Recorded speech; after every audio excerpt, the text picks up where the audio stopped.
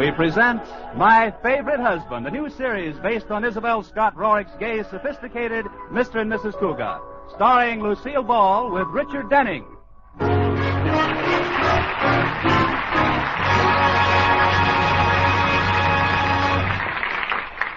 10 years ago, the town's most eligible bachelor, George Cugat, married socially prominent Elizabeth Elliot. The lavish wedding kept the society columns all over the country in copy for weeks. The New Yorker said, "The bride and groom were dressed to the nth degree of smartness. Best man was a polo pony." The Hearst papers said, "The bride and groom were dressed handsomely, an attractive comment from guest Douglas MacArthur." And the Reader's Digest said, "The bride and groom were dressed." Well, after the honeymoon, George sold his polo pony, bought a stylish suburban home, took the first job that came along, 5th vice president of a bank. And now the Kugats are just George and Liz, two people who live together and like it. George says, "When I married Liz, she didn't know a thing about keeping house. She couldn't cook, she couldn't sew, she couldn't clean. But later she overcame this lack of domesticity in a most ingenious manner." Liz says, "I got a maid."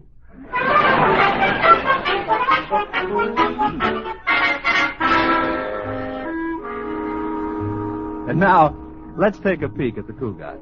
It's early morning, and there's husband George at the breakfast table.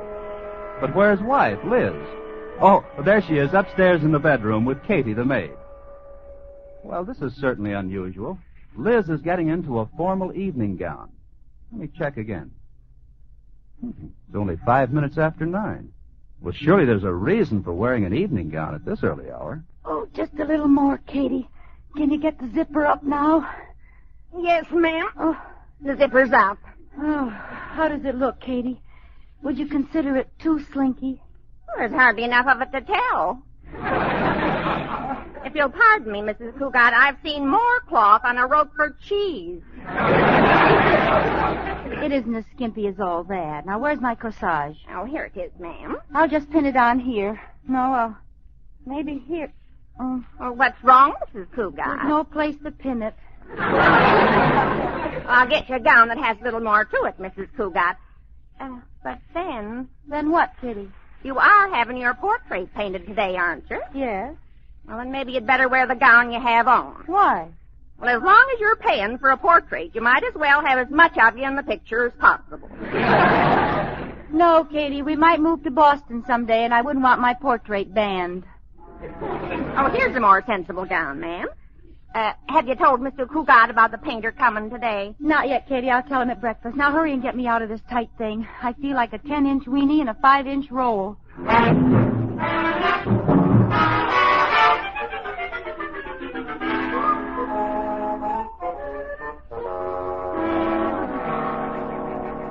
Good morning, George, darling. "Good morning, Liz. You're looking very..." George, what's wrong? "That evening gown." Well, you've seen me wearing an evening gown before. Oh, I've seen you wearing galoshes, too, but not at breakfast. Of course not. It never rains under the table.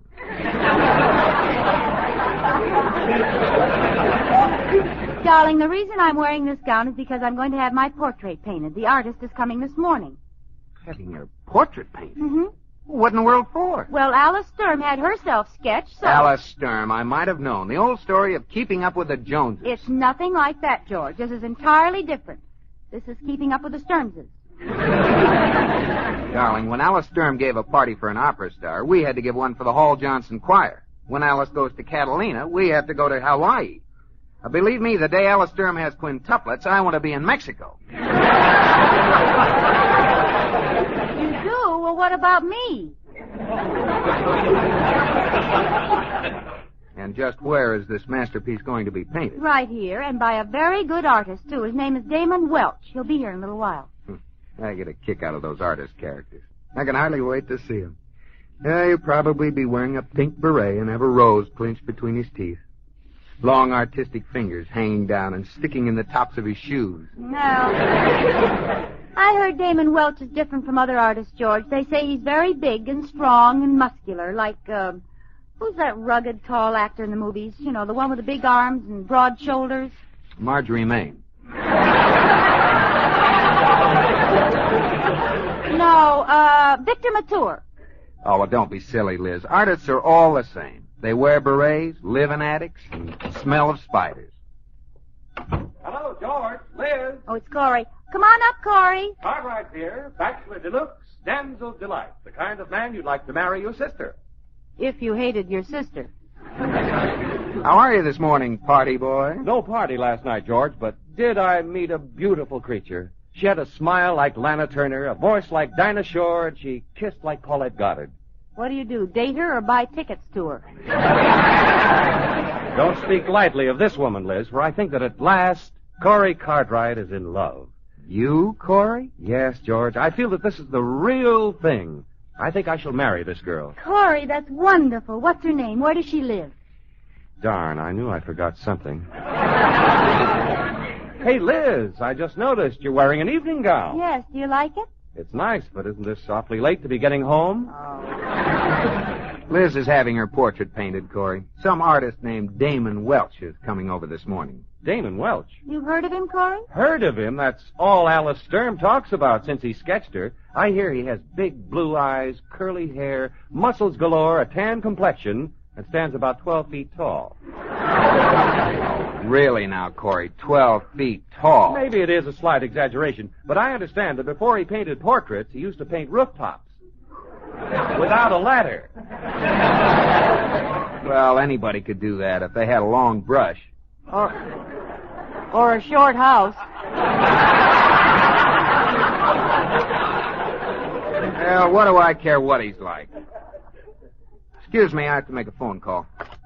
Who are you calling this early, darling? The time operator. My watch has been acting up again. Well, maybe Corey has the right time. No, I left my watch home on my other wrist.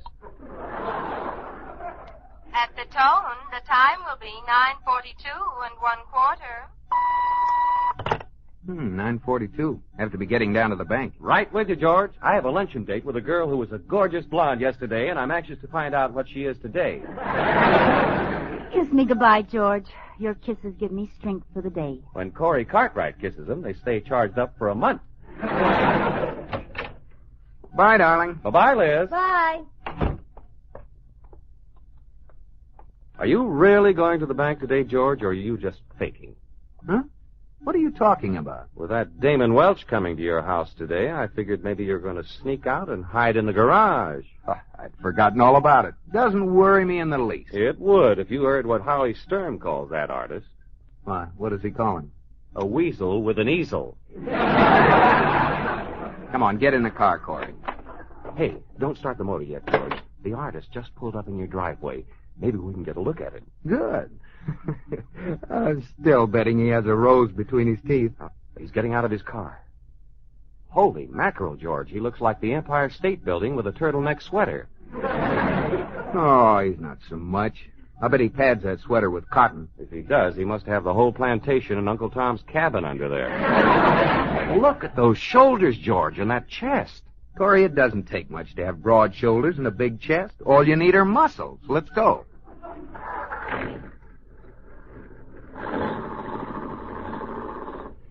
Did you see that thick neck, George? Those pretty blue eyes? Well, so what? My neck isn't as thick, maybe, but I have a nice neck. And look at my Adam's apple, Corey. Oh, that guy didn't have anywhere near the Adam's apple I have. Oh, if there's anything that'll keep a home together, it's a big Adam's apple.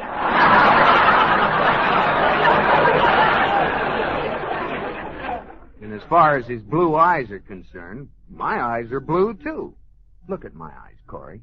See the pretty blue? It's kind of hard to see the blue right now, George. Your face is so green.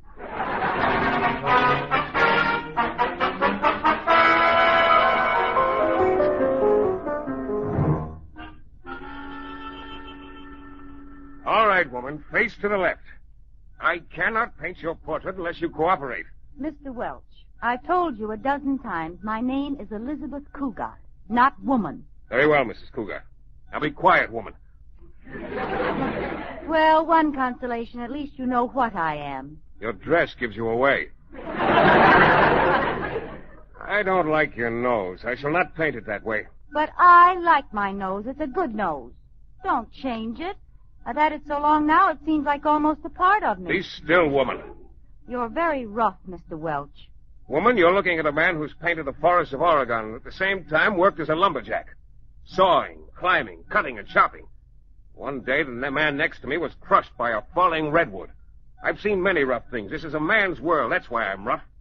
Did it kill him, the man the tree fell on? To coin a quaint old phrase, he was a real gone lumberjack.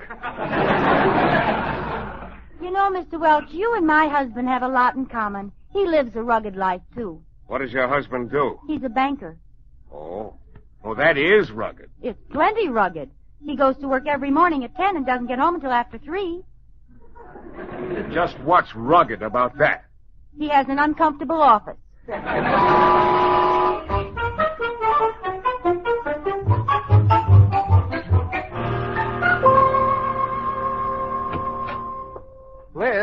Liz, are you here? Oh, you're home early, darling. Hi, honey. How's the portrait coming? All finished, huh? Oh, no, Damon will be back tomorrow. Damon? You call him Damon? Yes, now. He was terribly cold at first, but he warmed up. How warm did he get? Oh, George, I've just got to tell you all about him. You wouldn't believe that just an artist could have lived so much. Too bad he lived so long. What'd you say, dear? I said too bad he had to run along. You know, men certainly are misleading. Take Damon, for instance. There he is, an artist, but he's worked in the Oregon forest, and believe it or not, he's chopped down giant redwood trees. Well, I cut down the tree in the yard, the one that made the lawn so unsightly. That wasn't a tree, dear. That was a laundry pole. Well, it was a tree once. Did you notice Damon when you were leaving this morning? He came in right after you'd left with Corey. Yes, I think I did.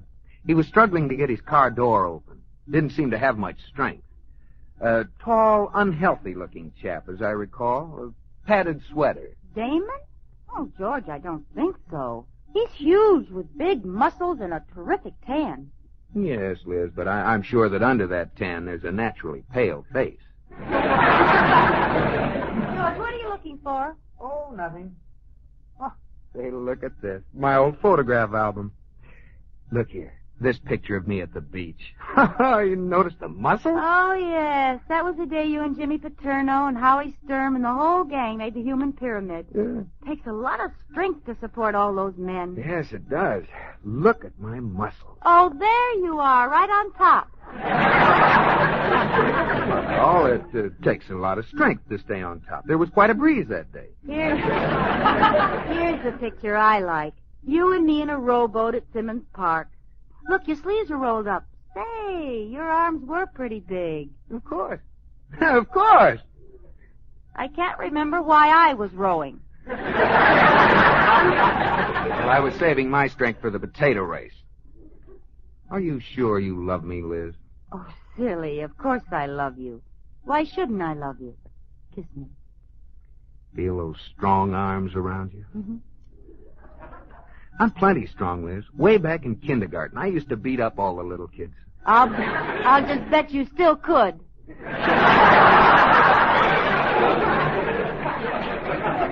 Kiss me again, sweetheart. Liz, are you positive you love me? I'm the only one? Nobody else? Oh, don't talk such nonsense. Just hug me tighter. Make believe I'm a tube of toothpaste and pop my cap off.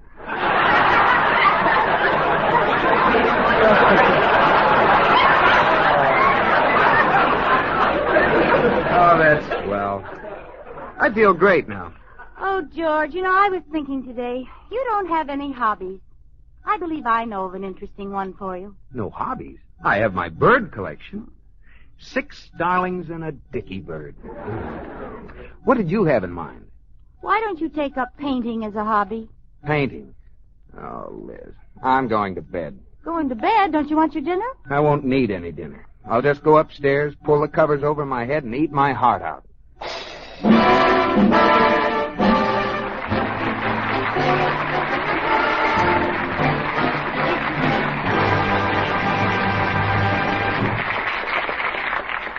You are listening to My Favorite Husband, starring Lucille Ball with Richard Denning.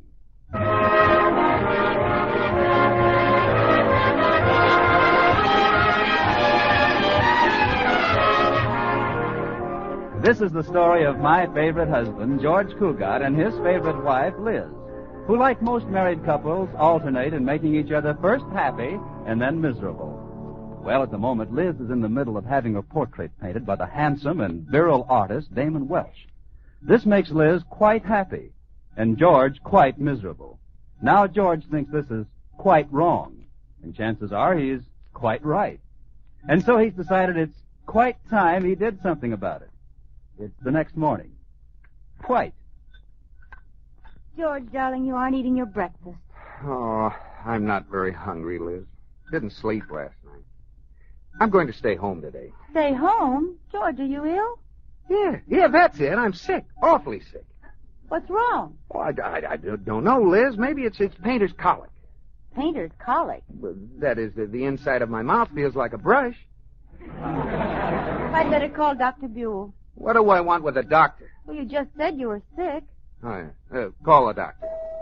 Oh, it's Damon. Katie! I saw him coming, Mrs. Kugats. Oh, good morning, Mr. Wells. Good morning, woman. Step aside and let genius enter. I wish he'd slammed the door on his genius. Good morning, woman. Good morning, Damon. This is my husband, George. You may just call me Man. George isn't feeling well, Damon. I'm going to call the doctor. What's wrong with him? He looks well enough. Trouble with you, Kugat, is that soft, decadent living has finally caught up with you. You should get out of doors, do some exercises. Run the mile, do some chin-ups, push-ups, chop some wood, mow the lawn, pull some weights. Tote that barge, lift that bale. Oh. Liz, call the doctor now. I'm worn out.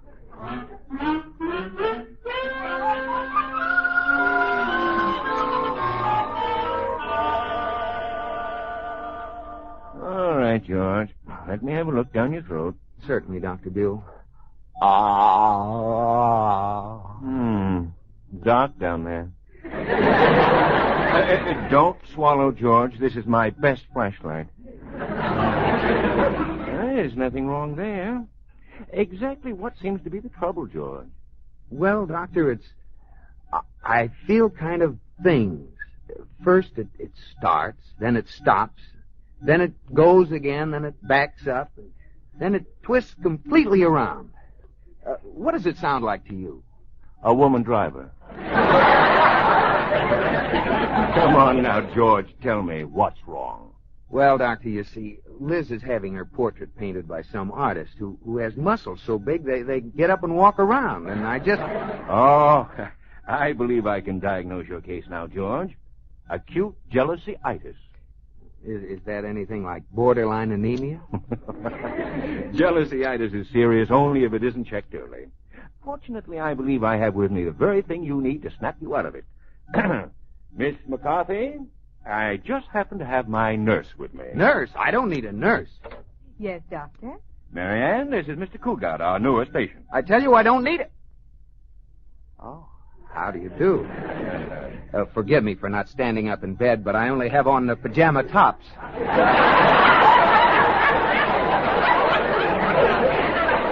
Patient ill enough to require a nurse, Doctor? Well, he said he wasn't. What about it, George? Oh, I ain't long for this world.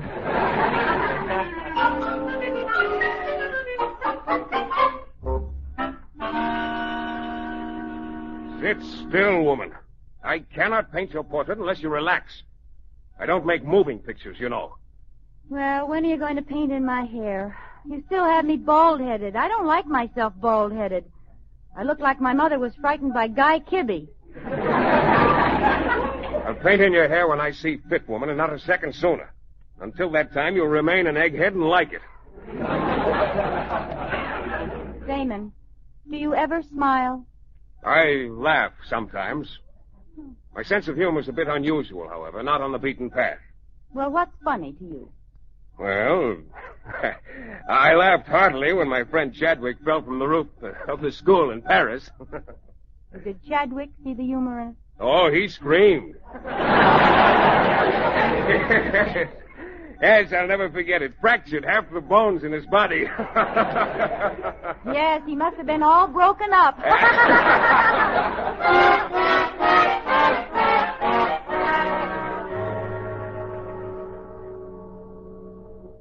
Miss McCarthy, did you hear that? My wife and the painter were laughing down there in the study. What could they have been laughing at? Do you have a steamboat in the house, Mr. Cugat? Steamboat? Well, of course not. Well, then they couldn't be laughing at Fulton.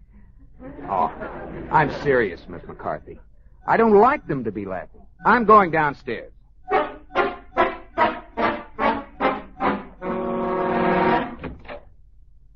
Hello? Hello, darling. What are you doing out of bed? I heard some laughing. What was all the laughing about? Oh, Damon was telling jokes. Oh, how nice. Mind if I stay a while? I know one person who objects. I cannot paint with an audience. What a horrible painting. George. No, let him criticize. All genius must be criticized. But I still do not want him around. Out! Take your linted bathrobe with you.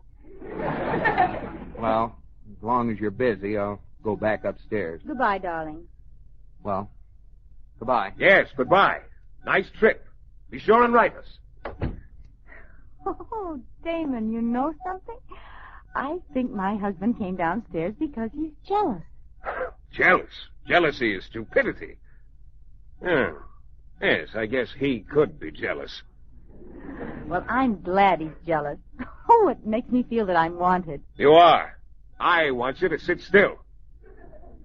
You never get jealous of Mr. Cugat, do you? I mean, the fact that he's upstairs right now with that attractive nurse. That doesn't faze you in the least. Of course not. Good old faithful George. What was that? What? Damon, that was George and that nurse. Oh, so? You aren't worried about good old faithful George, are you? Certainly not. I'll be right back. Where are you going? I got to see a man about a nurse.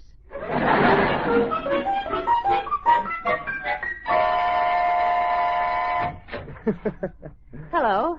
May I come in? Yes, Mrs. Cugat, but you mustn't stay long. I have a naughty boy on my hands, and I don't want him to get excited.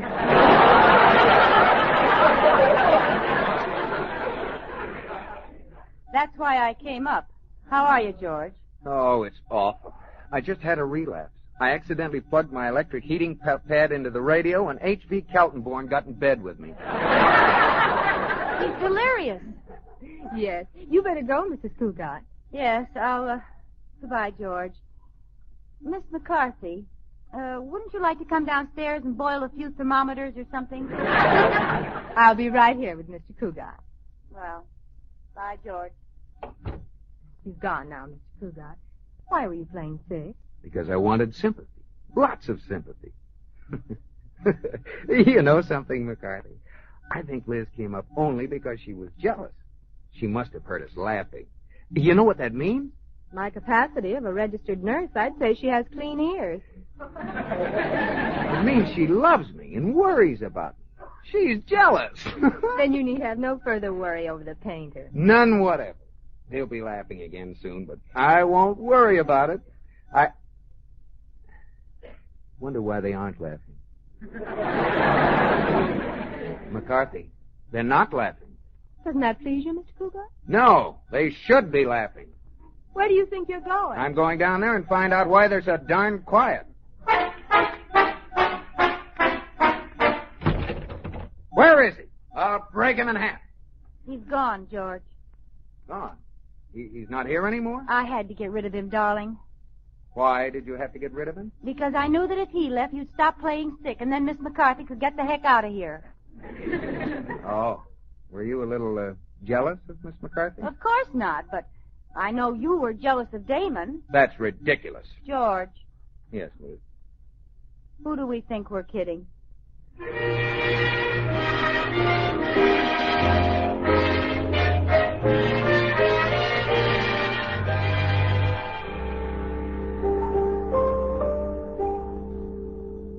So he left, huh, George? Yes, Corey. He left. And George was really very nice to him. How lucky you were, George. Suppose, instead of going quietly, the man with the big muscles had gotten tough with you. Oh, Corey, you're just trying to stir me up. No, seriously. What would you have done if the painter had wanted to fight? Oh, I'm sorry, George. I shouldn't embarrass you this way in front of Liz. If Damon had wanted to fight, George would have fought, wouldn't you, darling? Wouldn't you, George? Why, certainly. If I had his phone number, I'd call him up right now and tell him a thing or two. Oh, I have his phone number, dear. Here. Oh, well, thanks. When Damon answers the phone, I'll catch you, George. Hello, Damon. This is George Cugat. I've changed my mind about being nice to you. If you want to fight, just come over here whenever you feel like getting knocked for a loop. You got anything to say to that? At the tone, the time will be 9:27 1/4. Well! George Cugat, kiss me. Kiss me this very instant. Why right now? Because you've got your dander up, and you're just dandy with your dander up.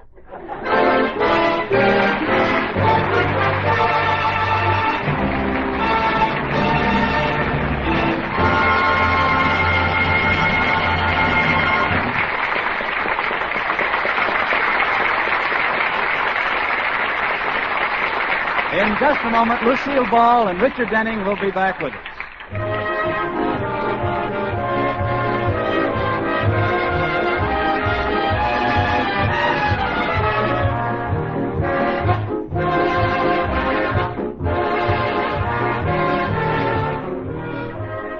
Here's a friendly suggestion that may mean a lot to your own happiness. Why don't you call your family together one evening soon and say, is there anything else any of us can do in cooperation with others for the good of our community? You may find that somebody will come forward with the news of a community project that you haven't heard of. Maybe it has to do with Scouts or 4-H clubs or Red Cross.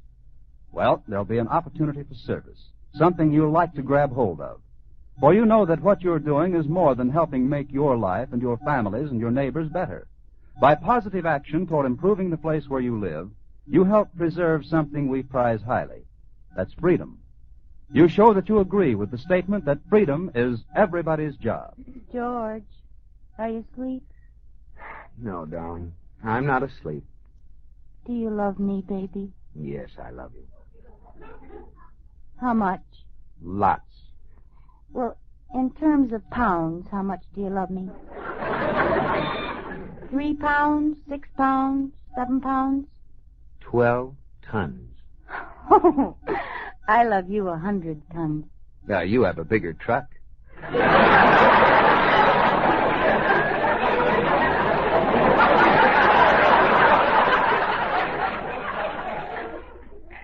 George, no matter what happens, will you still love me, even when I'm old? I'll still love you when you're old. Will you take me out? Yes, dear. I'll wheel you around the block every day. George, something strange happened to Katie tonight. Really? What was that? Well, tonight around 9:27, Katie picked up the phone extension in the kitchen and heard a man shouting at the time operator. Good night, George.